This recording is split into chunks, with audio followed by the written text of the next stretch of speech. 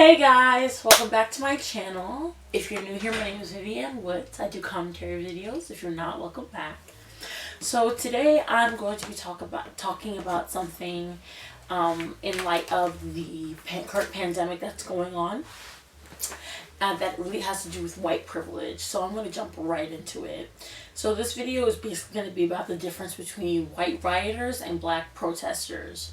So to start, we're going to take a look at the two differences between what black folks what black folks protest, and the police response to those protests, versus what white people riot against and the police response to their riots, and then kind of go deeper and examine both of those, the kind of, I guess the right word would be dichotomy, I think.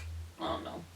Okay, so things that black people protest. Many of you know Colin Kaepernick was a football player that got blackballed from the NFL for taking a knee during the national anthem, which is a sham, by the way. The national anthem is a sham, and it's kind of cultish, and we'll talk about that in a different video. But anyways, to protest and bring awareness towards police brutality and the murder of unarmed, innocent black folk. So that's one thing. Black folk protest systemic racism, which is kind of envelops all the points I'm going to hit today. Black people protest the police brutality, as we can see during the Rodney King riots. When someone's murdered, I really don't care if someone throws a brick through your window, your small business window. I really don't care. Someone lost their life. Someone got murdered, and you're crying because someone allegedly stole something. Like, get over it. Anyways. And black folk also protest the murder of unarmed, innocent black men, women, and children. Because it does happen to unarmed, innocent men, women, and children chilling at their house, in their backyard, jogging, as we just saw in the case of Ahmaud Arbery, who was a black man that was jogging. Two white men saw him, assumed or came up with the excuse to try to justify the fact that they murdered him. Said that they thought he was involved in a burglary, and decided to chase him and shoot him and murder him. So these are just some of the things that black people protest. Protesting has always been a powerful way to gain attention, a powerful way to kind of make noise and kind of bring the issues and the injustices that we're faced with to the forefront of people's minds, to the forefront of people's lives, to kind of disrupt the status quo, the daily happenings, so that people understand what the black experience is like. And then we have the police response. So the police often show up when black people are protesting with tanks, riot gear, gas, tear gas, and kind of heavy militarized equipment. They always make arrests, and these arrests are always violent arrests, and they continue to perpetuate police brutality against black folk who they view as less than human, and therefore not justified in their protesting. So now we're going to get into white rioting, because that's what it is. If you're not protesting an injustice, you're rioting. Period. If someone did not get killed, if someone did not get beaten up, if someone's rights were not taken away and you were in the streets huffing and puffing about it, you're rioting. Period. So things that white people love to riot over: sports. When a team loses, white people love to take to the streets and flip cars over and light cars on fire and punch each other in the mouth and just act a damn fool. Pumpkin festivals. There was an example in, let me check exactly what the date was. In 2014, Kean University rioted at a pumpkin fest. Why? The world may never know. But they rioted at a pumpkin fest. Also, in light of this pandemic and the stay-at-home or shelter-in-place orders that many cities have passed in order to keep the spread of a highly infectious and highly contagious disease down and to protect the lives of the immunocompromised and just everybody, white people have decided to not only take to the streets to protest them not being able to get their nails done, not being able to get a haircut. Why do you think I got this hair wrap on? Because I need a haircut. But you don't see me in the streets acting a damn fool talking about I need a haircut, Then white people also in Michigan decided to take to the Capitol building with loaded assault rifles and threaten to kill the governor, the mayor, because they can't go outside and get haircuts because there's a pandemic going on, a global pandemic. Police response?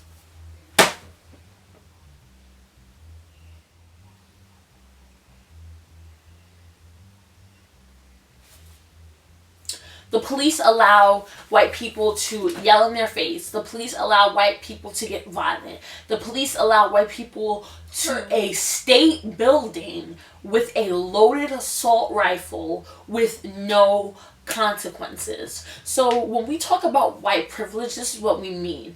It's not that every white person has a perfect life and every white person is like every day like living on their boat and, you know, I don't know, dripped in gold and diamonds and like, that's not the point. White privilege is the idea that there are privileges and access given to white folk that black people will never experience.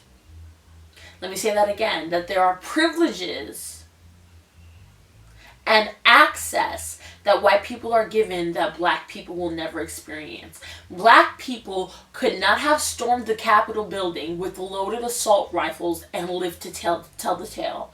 That's just not the reality. When the Black Panther Party decided to arm themselves in California during Ronald Reagan's tenure as governor, you know what happened as a result? Gun control laws in California. That's the reason why now California is not an open carry state. It used to be until the Black Panther Party decided in response to police brutality to arm themselves as a show of strength and to protect themselves against the police brutality that was going on in their community. So that's the difference between white privilege and the black experience. The black experience is that there are certain rights that are inalienable to white people that are just inaccessible to black people. Black people do not have the right to bear arms. Period. We do not have the right to bear arms. When black people own guns, we get shot for it. When black people are perceived to have guns, we get murdered for it. Let me say that again. When black people are perceived to have guns. Guns don't even have to be a part of a black person's reality for somebody, specifically a cop or a bothered white person, to say, oh, that person seems like they might have a gun possibly in another dimension. Let me shoot them down. That's not something that white people will ever have to go through. White people don't have to worry about white people get to flex their Second Amendment rights up and down the street. They get to bring rifles into Target. They get to bring assault weapons into a Chili's, welcome to Chili's, with no consequences. That is the difference between the black experience and white privilege. White privilege is threatening to kill a member of the government, a government official, and go home later that day. You think if I walked up to the New Jersey State Capitol with a gun on my hip talking about I'm going to shoot down Governor Murphy, you think I would go home? You think I would be sleeping in my bed? If you do, you're delusional. If you do, you're probably white and you're living in an alternate reality. The lives of black people live in a different reality than white people do in America and globally.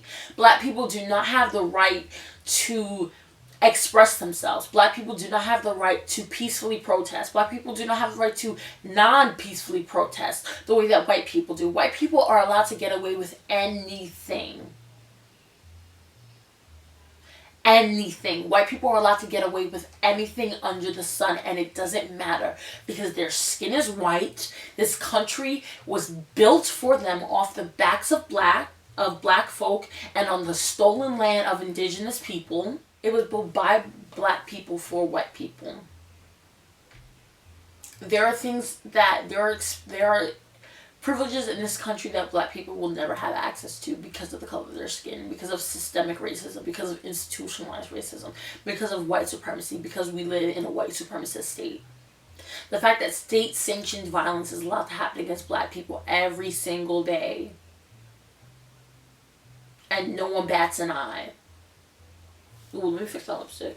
Furthermore, it's white privilege is only, and the black versus the black experience is nowhere more exemplified than in the treatment of black people defying stay-at-home orders versus white people defying stay-at-home orders. So there's a picture that's going viral of white people at a New York City park. They are congregated by the hundreds. None of them have masks. And when the police showed up, the police greeted them warmly. They passed out masks and left them alone. When black people, a town over, and sometimes in that same town, were caught sitting on their stoops trying to enjoy the same weather that white people were enjoying in that same town or a town over, they were brutalized, they were beaten, and they were arrested and fined. So tell me what's the difference besides the size of the crowds. While the white people were congregating in the hundreds and there were a couple black people sitting on their stoop, chilling outside in the front. Tell me what the difference is. Please, someone enlighten me. Because I'm confused. I'm confused, and I would love someone, especially a Susan or a Karen, to come in my comments like they've been coming in my comments lately, talking some mess. Please enlighten me. Enlighten me without being racist, without criminalizing the black body. Riddle me that. Figure it out for me, please. It looks like time is up, guys. Thank you guys so much for watching. This was a pretty short video. I feel like a heated video. I did get heated, but you know, when black people are being killed every single day by the hands of white people via white citizens or state-sanctioned violence by police, those who are sworn to protect and serve, you get fed up. I'm fed up, and I want to see change, and part of that change is raising awareness and starting a conversation about it. So that's what I'm trying to do. I hope you guys enjoyed. I hope you guys learned something. Don't come in my comments unless you're prepared to get dragged. Don't come in my comments with stupidity unless you're prepared to get dragged. And yeah, please stay safe, sane, and healthy, and that's all for today. Bye, guys.